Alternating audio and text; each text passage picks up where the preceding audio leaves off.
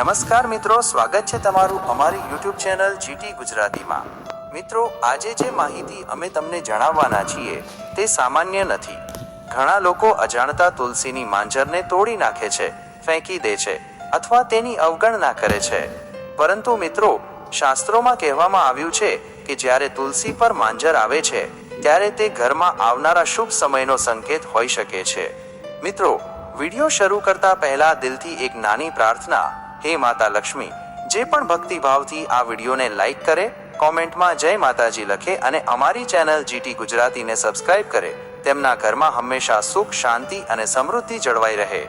મિત્રો, તમે ઘણીવાર જોયું હશે કે કેટલાક ઘરોમાં તુલસીનો છોડ હંમેશા લીલો અને સુંદર રહે છે, જ્યારે કેટલાક ઘરોમાં તુલસી વારંવાર સુકાઈ જાય છે। વાસ્તુશાસ્ત્ર અનુસાર તુલસી માત્ર એક છોડ નથી, પરંતુ ઘરની સકારાત્મક ઉર્જાનું પ્રતિબિંબ માનવામાં આવે છે। ખાસ કરીને જ્યારે તુલસી પર નાની નાની માંજર આવવા લાગે છે ત્યારે તેને ખૂબ શુભ સંકેત માનવામાં આવે છે। કહેવાય છે કે તે સમયથી ઘરમાં ધીમે ધીમે શુભતા વધવા લાગે છે। મિત્રો, આજના વિડીયોમાં અમે તમને તુલસીની માંજર સાથે જોડાયેલા એવા કેટલાક વિશેષ ઉપાયો, સંકેતો અને ધાર્મિક માન્યતાઓ વિશે જણાવવાના છીએ જે તમારા જીવનમાં સકારાત્મક ફેરફાર લાવી શકે છે। તો વિડીયોને અંત સુધી જરૂર જોતા રહેજો, કારણ કે છેલ્લે હું તમને કેટલાક એવા સંકેતો વિશે પણ જણાવીશ જે તમારા ઘરમાં ધન આગમન પહેલા જોવા મળે છે। મિત્રો, હિન્દુ ધર્મમાં તુલસીનું સ્થાન અત્યંત પવિત્ર માનવામાં આવે છે। એવું માનવામાં આવે છે કે જ્યાં તુલસીની નિયમિત પૂજા થાય છે ત્યાં નકારાત્મક ઉર્જા ટકી શકતી નથી। તુલસીની પાસે દરરોજ સવારે જળ અર્પણ કરવું અને સાંજે ઘીનો દીવો પ્રગટાવવો શુભ માનવામાં આવે છે। હવે વાત કરીએ તુલસીની માંજરના પહેલા ઉપાય વિશે। મિત્રો, જ્યારે તુલસીની માંજર સુકાઈને જમીન પર પડી જાય ત્યારે તેને કચરામાં નાખવાની ભૂલ ક્યારેય ન કરવી। તેને ભેગી કરીને એક સ્વચ્છ લાલ કપડામાં બાંધીને તમારા પૈસા રાખવાના સ્થળે અથવા તિજોરીમાં રાખવી જોઈએ।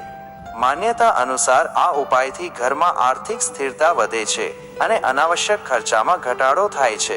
મિત્રો, જો તમારા ઘરમાં વારંવાર ઝઘડા થતા હોય, પરિવારના સભ્યો વચ્ચે મતભેદ રહેતા હોય અથવા ઘરમાં અશાંતિ રહેતી હોય તો તુલસીની માંજરનો એક સરળ ઉપાય ખૂબ લાભદાયક માનવામાં આવે છે। એક વાસણમાં સ્વચ્છ પાણી લો, તેમાં થોડું ગંગાજળ અને તુલસીની માંજર ભેળવો। ત્યારબાદ આ જળનો ઘરના દરેક ખૂણે છાંટકાવ કરો। કહેવાય છે કે આથી ઘરની નકારાત્મકતા ધીમે ધીમે દૂર થવા લાગે છે। ઘણા લોકો ફરિયાદ કરે છે કે પૈસા તો આવે છે પરંતુ ટકતા નથી। આવી સ્થિતિમાં થોડી ઘણી સુકાયેલી તુલસીની માંજરને તમારા પર્સ અથવા પૈસા રાખવાના ડ્રોવરમાં રાખવી શુભ માનવામાં આવે છે।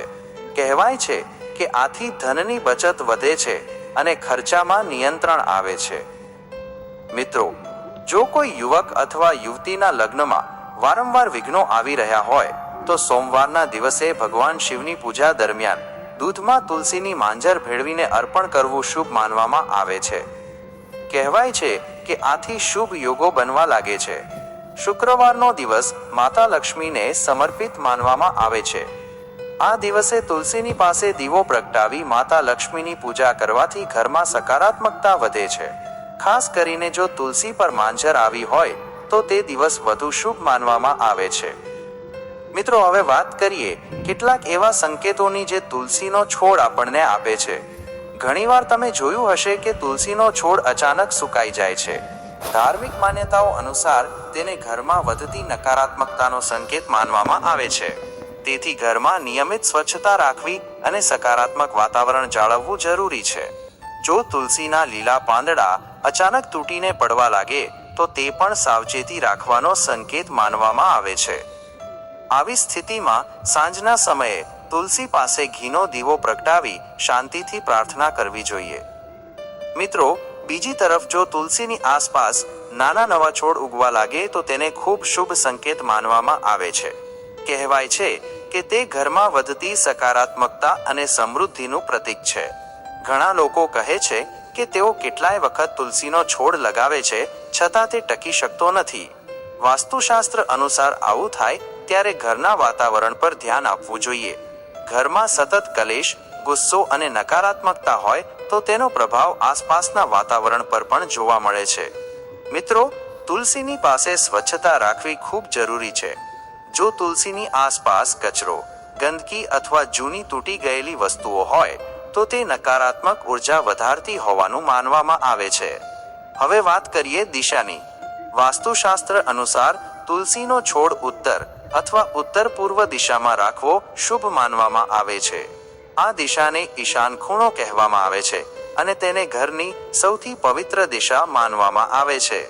જો બાલ્કનીમાં તુલસી રાખતા હોવ તો તેને એવી જગ્યાએ રાખો જ્યાં સવારનો સૂર્યપ્રકાશ મળે. કહેવાય છે કે સૂર્યપ્રકાશ અને શુદ્ધ હવા તુલસીના છોડ માટે ખૂબ જરૂરી છે. મિત્રો, ઘણા લોકો તુલસીની માંજરને તોડી તરત ફેંકી દે છે, પરંતુ શાસ્ત્રોમાં એવું કહેવાય છે કે તુલસી સાથે જોડાયેલી દરેક વસ્તુને સન્માન આપવું જોઈએ. જો માંજર સુકાઈ જાય તો તેને વહેતા પાણીમાં વિસર્જિત કરવી અથવા સ્વચ્છ જગ્યાએ રાખવી વધુ શુભ માનવામાં આવે છે. મિત્રો, તુલસી માત્ર ધાર્મિક માન્યતાઓ પૂરતી સીમિત નથી. આયુર્વેદમાં પણ તુલસીનું વિશેષ મહત્વ જણાવવામાં આવ્યું છે. સવારે ખાલી પેટે તુલસીના પાનનું સેવન શરીર માટે લાભદાયક માનવામાં આવે છે.